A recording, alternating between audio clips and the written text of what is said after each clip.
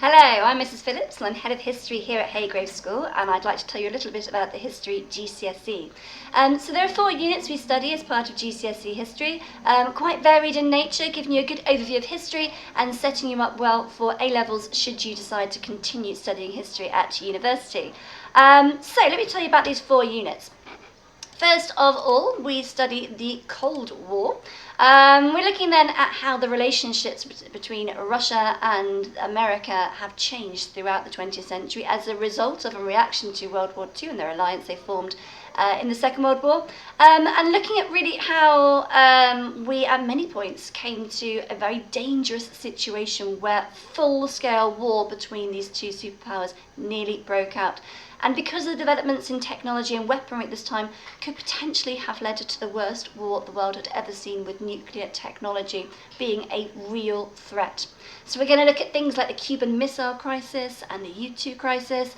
You'll find out about the building of the Berlin Wall and the Berlin Blockade, and understand the developments of the arms race and the space race in order to get a sense of this period and the challenges faced at this time. You will also do something quite different, looking at a developmental study of health through the ages, finding out about the very weird and wonderful ideas people had about what caused and cured disease and how to go about treating it throughout time. So this lovely picture here on the left, you see the symptoms of smallpox, which has been the first disease, the only disease in fact, to be eradicated in human history through the development of vaccinations. You'll be finding out about how germs were discovered and vaccinations were developed and the impact that has had on health today. You will investigate the development of drugs in order to treat diseases. You'll find out about how public health has changed throughout time, how pandemics and plagues through time have had an impact on our health. And you will all the time be evaluating the role of key factors such as the role of government, such as the role of individuals, science and technology and warfare, how these have all helped to hold back at times and also to move understanding of medicine forward at different times throughout history. So really varied course in that respect.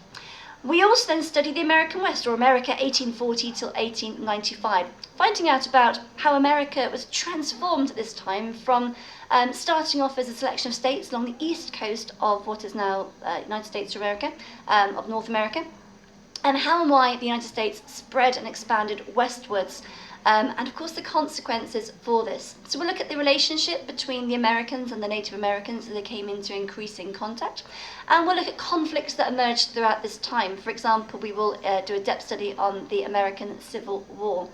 You will find out about what life was like as people moved out west and settled in completely new areas, and the challenges they faced and how they overcame them. We'll also then study Elizabethan England. So this time we'll be focusing on Elizabeth as a queen, what she was like as a monarch, but also what Elizabethan England was like at this time, what it was like in terms of the poverty that people faced and the developments of the time with theatre and education and arts. You'll learn about some of the challenges that Elizabeth faced with Mary, Queen of Scots and the Spanish Armada, and explore England's relationship with the wider world. So it's a very varied course. There's something for everyone in this GCSE course, but it is very content heavy. So top tips for you in terms of making your decision about whether you want to continue your study of history at GCSE. Do history if you love the subject. If you're passionate about history, really enthusiastic about it, then this is absolutely the subject for you. It might be you're really interested in politics. Again, history and politics, they work really well together. So if you're thinking about going into looking at studying politics at A-level, then this would be a good one for you as well, as you get a really good understanding of how political ideas have changed throughout time.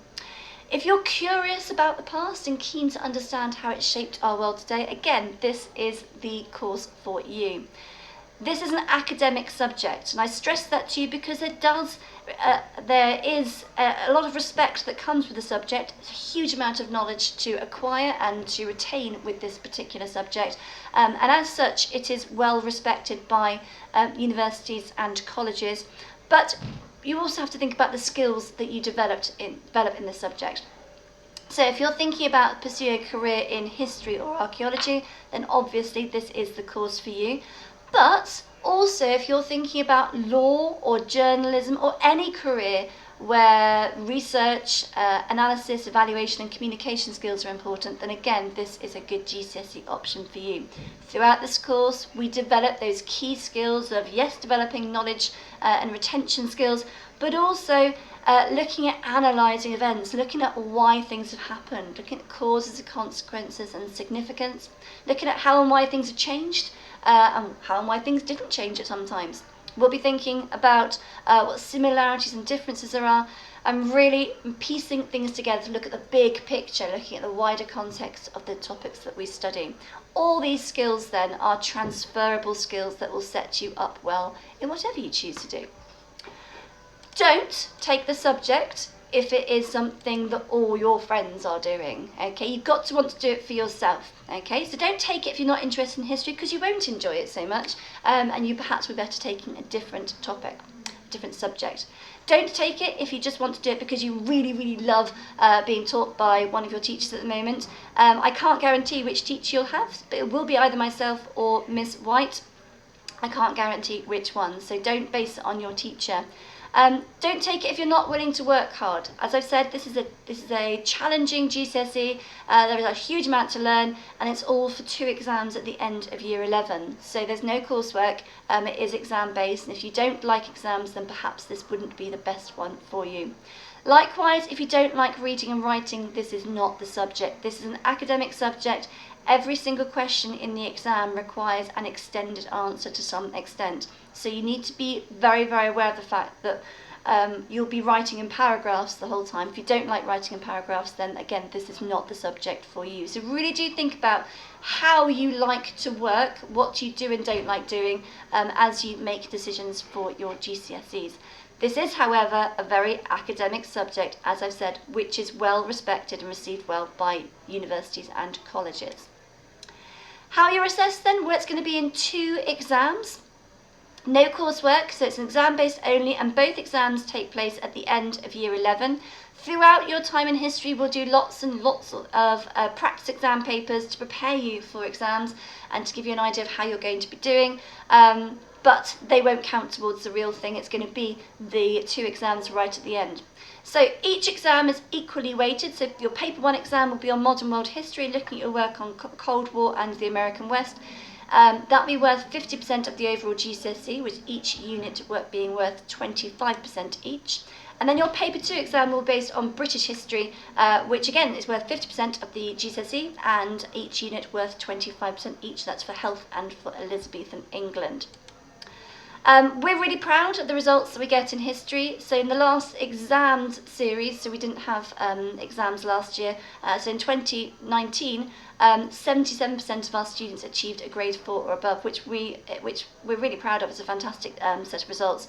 On top of that, 25% of our students achieved a grade 7 or above, so that's the old grade A or above.